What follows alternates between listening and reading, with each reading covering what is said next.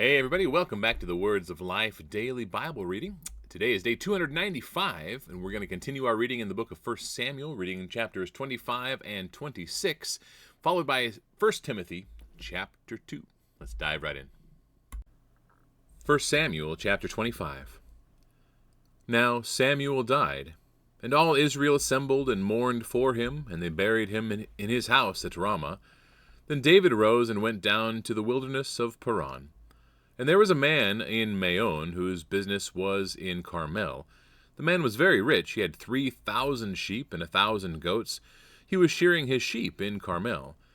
Now the name of the man was Nabal, and the name of his wife Abigail. The woman was discerning and beautiful, but the man was harsh and badly behaved. He was a Calebite.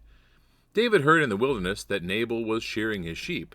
So David sent 10 young men, and David said to the young men, "Go up to Carmel, and go to Nabal, and greet him in my name. And thus you shall greet him, Peace be to you, and peace be to your house, and peace be to all that you have.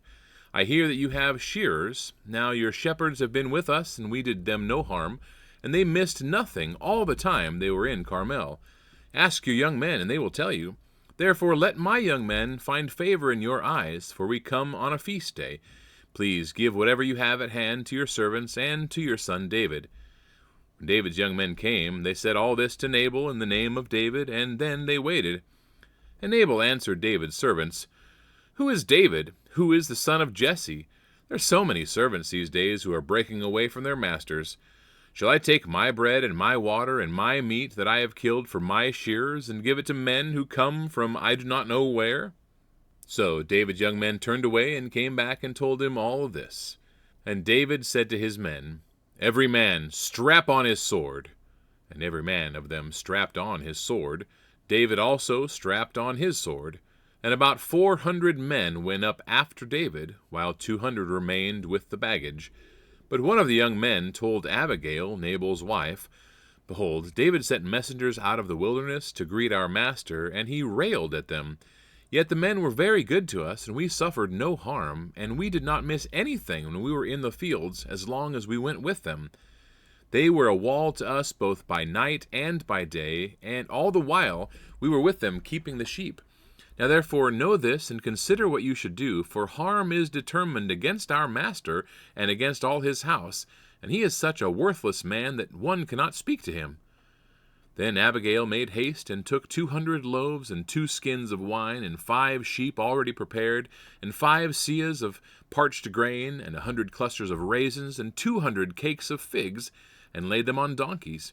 And she said to her young men, "Go on before me, behold, I come after you." But she did not tell her husband Nabal.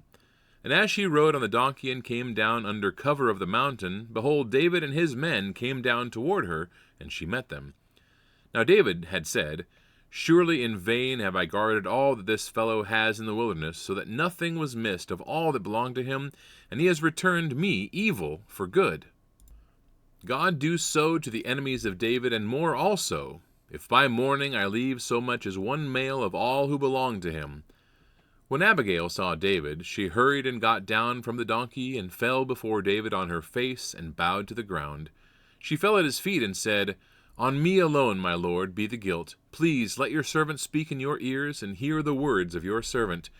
Let not my lord regard this worthless fellow, Nabal, for as his name is, so is he. Nabal is his name, and folly is with him.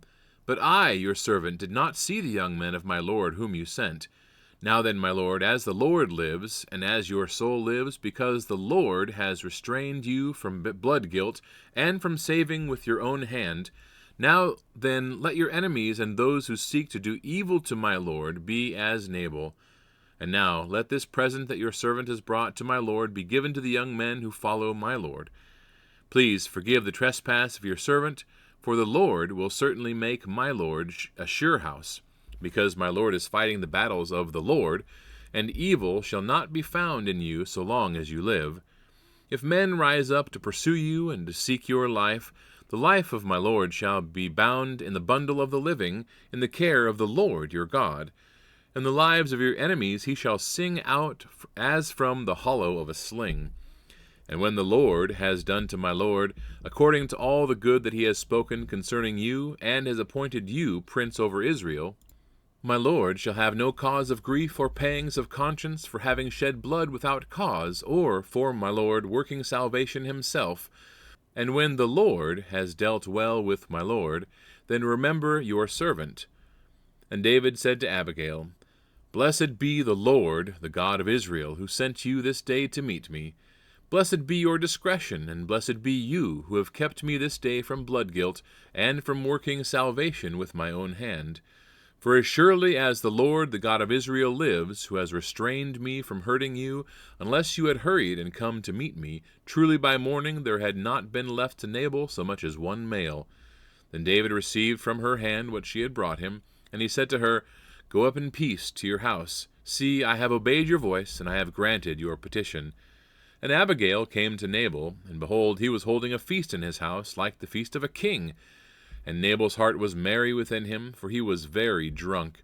So she told him nothing at all until the morning light. In the morning, when the wine had gone out of Nabal, his wife told him these things, and his heart died within him, and he became as a stone. And about 10 days later, the Lord struck Nabal, and he died. When David heard that Nabal was dead, he said, Blessed be the Lord, who has avenged the insult I received at the hand of Nabal, and has kept back his servant from wrongdoing. The Lord has returned the evil of Nabal on his own head. Then David sent and spoke to Abigail to take her as his wife. When the servants of David came to Abigail at Carmel, they said to her, David has sent us to take you to him as his wife. And she rose and bowed with her face to the ground, and said, Behold, your handmaid is a servant to wash the feet of the servants of my lord. And Abigail hurried and rose and mounted a donkey, and her 5 young women attended her. She followed the messengers of David, and became his wife. David also took Ahinoam of Jezreel, and both of them became his wives. Saul had given Michal his daughter, David's wife, to Palti the son of Laish, who was of Galim. 1 Samuel chapter 26. Then the Ziphites came to Saul at Gibeah, saying, Is not David hiding himself on the hill of Hachilah, which is on the east of Jeshimon? So Saul arose and went down to the wilderness of Ziph with 3,000 chosen men of Israel to seek David in the wilderness of Ziph. And Saul encamped on the hill of Hachilah, which is beside the road on the east of Jeshimon. But David remained in the wilderness. When he saw that Saul came after him into the wilderness, David sent out spies and learned that Saul had indeed come. Then David arose and came to the place where Saul had encamped. And David saw the place where Saul lay, with Abner the son of Ner, the commander of his army. Saul was lying within the encampment, while the army was encamped around him. Then David said to Ahimelech the Hittite, and to Joab's brother Abishai the son of Zeruiah, Who will go down with me into the camp to Saul? And Abishai said, I will go down with you. So David and Abishai went to the army by night, and there lay Saul sleeping within the encampment, with his spear stuck in the ground at his head, and Abner and the army lay around him. Then Abishai said to David, God has given your enemy into your hand this day. Now please let me pin him to the earth with one stroke of the spear, and I will not strike him twice. But David said to Abishai, Do not destroy him, for who can put out his hand against the Lord's anointed and be guiltless? And David said, As the Lord lives, the Lord will strike him, or his day will come to die, or he will go down into battle and perish. The Lord forbid that I should put out my hand against the Lord's anointed, but take now the spear that is at his head, and the jar of water, and let us go.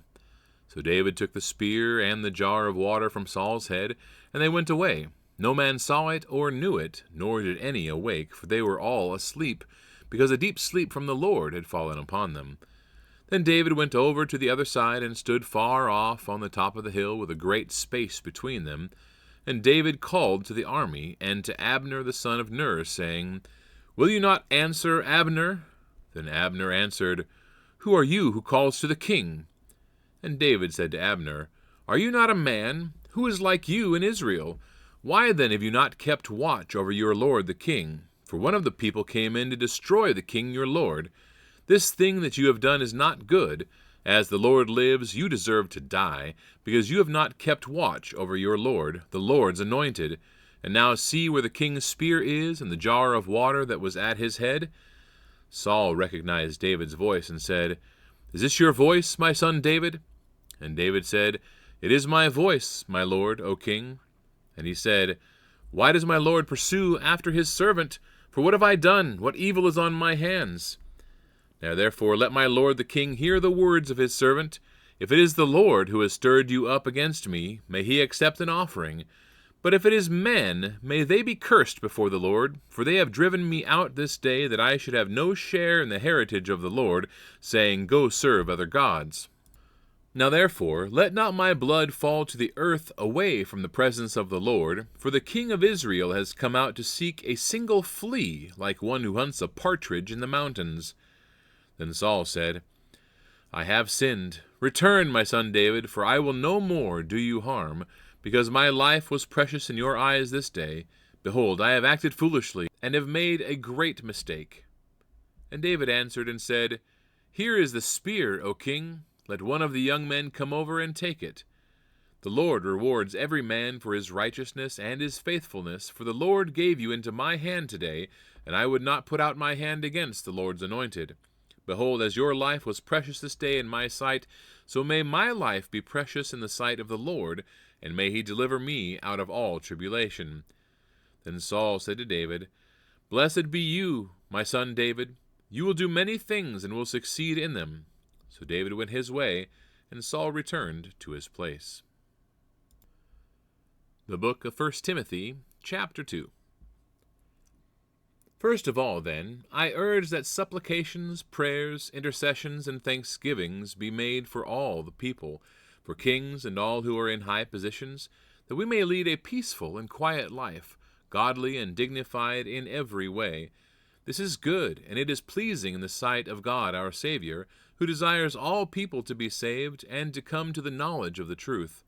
For there is one God, and there is one mediator between God and men, the man Christ Jesus, who gave himself as a ransom for all, which is the testimony given at the proper time. For this I was appointed a preacher and an apostle. I am telling the truth, I am not lying, a teacher of the Gentiles in faith and truth. I desire then that in every place the men should pray, lifting holy hands without anger or quarreling. Likewise also that women should adorn themselves in respectable apparel, with modesty and self-control, not with braided hair or in gold or pearls or costly attire, but with what is proper for women who profess godliness, with good works. Let a woman learn quietly with all submissiveness. I do not permit a woman to teach or to exercise authority over a man, rather she is to remain quiet. For Adam was formed first, then Eve, and Adam was not deceived, but the woman was deceived and became a transgressor. Yet she will be saved through childbearing, if they continue in faith and love and holiness with self-control. All right, everybody, that wraps up the reading for today. Thank you so much for tuning in. May God bless you, and we will see you tomorrow.